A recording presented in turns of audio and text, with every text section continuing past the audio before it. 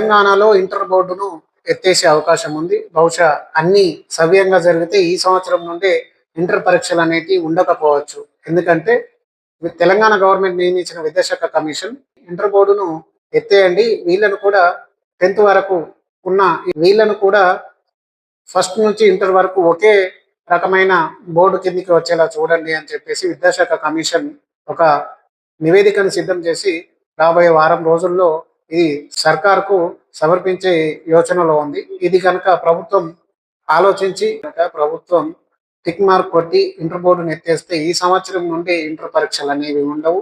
10వ తరగతి 12వ తరగతి వరకు ఒకే ఒకే స్లాబ్ అనేది ఉంటుంది. దీనితో పాటు ఇంటర్లో కానీ 10th కానీ దానితో పాటు ప్రభుత్వాలు తెలంగాణ ప్రభుత్వం ఏదైతే విద్యార్థులకు ఫీజు రీయింబర్స్మెంట్ ఇస్తుందో దానిలో కూడా ఒక మెలిక పెట్టే అవకాశం కనిపిస్తుంది.